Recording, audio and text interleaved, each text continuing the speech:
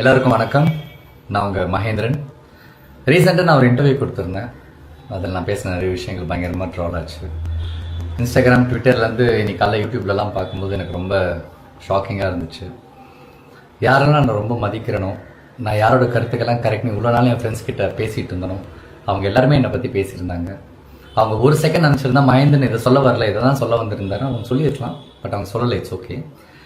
இது நான் தானே பேசினேன் சார், சின்ன கிளாரிஃபிகேஷன் வீடியோ கொடுத்துடலாம். அண்ட் என்னோட மக்களுக்கு நான் என்ன சொல்ல வந்தேன்றதை கரெக்டாக சொல்லிடலாம் அப்படின்றதுக்காக தான்.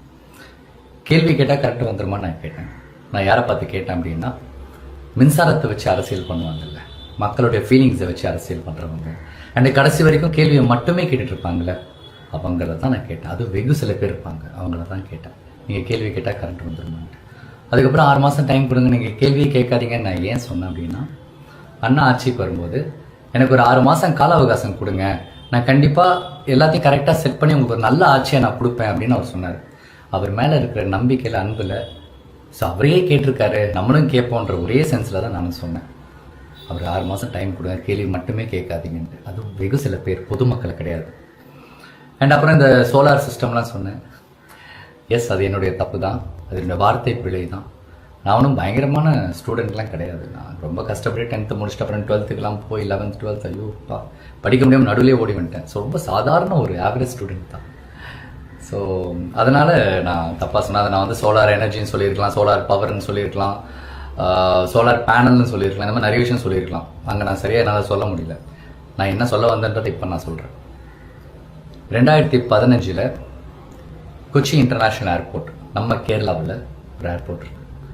அந்த என்டையர் ஏர்போர்ட்டும் சோலார் எனர்ஜி சோர்ஸில் தான் அது ஒர்க் ஆகிட்டு இருக்கு. என்டையர் ஏர்போர்ட் நீங்கள் ஃபுல்லாக பார்த்தீங்கன்னா அந்த ஏர்போர்ட்டை சுற்றி சோலார் பேனல்ஸாக தான் இருக்கும். அதில் வர்ற அந்த எனர்ஜி சோர்ஸில் தான் அந்த ஏர்போர்ட்டே ரன் ஆகிட்டு இருக்கு. உலகத்திலேயே ஃபர்ஸ்ட் ஏர்போர்ட். நான் அதை பார்த்துருக்கேன். நான் அப்போ நினச்சிருக்கேன், ஏன் நம்ம தமிழ்நாட்டில் இந்த மாதிரிலாம் இல்லை, நம்ம கிராமத்தில் எவ்வளோ மக்கள் கஷ்டப்பட்டுக்கிட்டு இருக்காங்களே, அங்கே ஒரு கவர்மெண்ட் செஞ்சுதே, இந்த நம்ம ஊரில் கவர்மெண்ட்டே செய்யலையா அப்படின்னு நான் நினச்சேன். அப்புறம் பார்த்தா 2011 அன்னைக்கு சிஎம்மாக இருந்த ஜெயலலிதா அம்மா அவங்களோட வீட்டு மனை திட்டத்தில் வீட்டுக்கு மேலே சோலார் பேனல்லாம் வச்சு செட் பண்ணி ஒரு டெக்னாலஜி இன்ட்ரடியூஸ் பண்ணியிருக்காங்க. ஏன் பண்ணாங்க?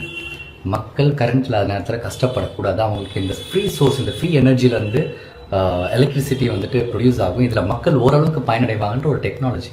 அன்றைக்கி நம்ம அதை ஃபாலோ பண்ணி தான் இன்றைக்கி இந்த 2026 நம்ம டெக்னாலஜி நல்லாவே நம்ம அதை புரிஞ்சிருப்போம். அதெல்லாம் நம்ம மிஸ் பண்ணிட்டோம். இதெல்லாம் தான் நான் சொல்ல வந்தேன். அப்புறம் சொன்னேன், என் வீட்டிலேருந்து கரண்ட் எடுத்துக்கணும். நான் எப்படி என் வீட்டிலேருந்து கரண்ட் எடுத்துப்பாங்க? என் வீட்லேயும் கரண்ட் எடுத்தாலும் எடுத்துக்கோங்க, நான் இப்படியே இருக்கேன், கஷ்டப்படுறேன், இந்த மக்களாக கஷ்டப்படுறேன்னு தான் நான் சொல்ல வந்தேன்.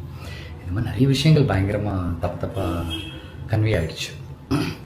அதுக்கப்புறம் சொன்னாங்க, மகேந்திரனுக்கு பயங்கர திமிருங்க, அவன் வந்து சின்ன வயசுலேருந்தே பயங்கர திமிரு, ஒரு டேரக்டர் மணி கால் மேலே கால் போட்டு இன்னும் சீனுக்குலாம் கேட்டான். அப்படிப்பட்ட ஒரு சம்பவம் நடக்கவே இல்லை. என்னை பற்றி பேசினான்னா நான் ஃபோன் பண்ணி கேட்டேன், என்னன்னா என் பேரெல்லாம் சொல்லியிருக்கீங்க, எப்போ நான் நடந்துச்சு அப்படின்ட்டு. அப்போ சொன்னேன், இல்லை மகேந்திரா, உன்னை எனக்கு சின்ன வயசுலேருந்தே தெரியும், நான் சும்மா இதை விளையாட்டுத்தனமாக பேசி சும்மா ஒரு ஃபன்னுக்கு அப்படி பேசிட்டேன் அப்படின்னு. சரி, நான் பரவாயில்ல, நான் விட்டுட்டு 2 வருஷம் ஆச்சு. இன்றைக்கி நீங்கள் அதையும் கிளறிட்டு இருக்கீங்க. மகேந்திரன் திமிரு, ஆட்டிடியூட், அவன் யாருமே மதிக்க மாட்டான்.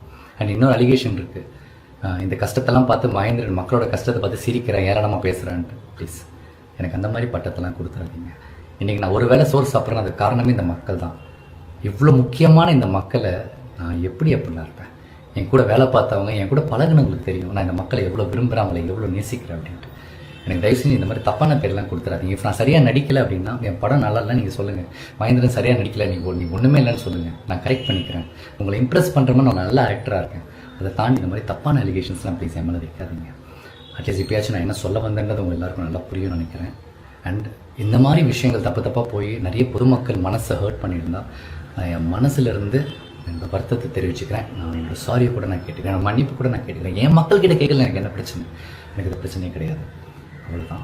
எனக்காக டைம் எடுத்து இந்த வீடியோ பார்க்குறவங்க எல்லாருக்கும், இந்த மாதிரி கஷ்டமான ஒரு டைமில் இந்த மாதிரி இருக்கும்போது எனக்காக என் ஃப்ரெண்ட்ஸாக இருக்கணும், யாரை கால் பண்ணவங்க, டெக்ஸ்ட் பண்ணவங்க எல்லாருக்குமே ரொம்ப ரொம்ப தேங்க்ஸ். Love you all.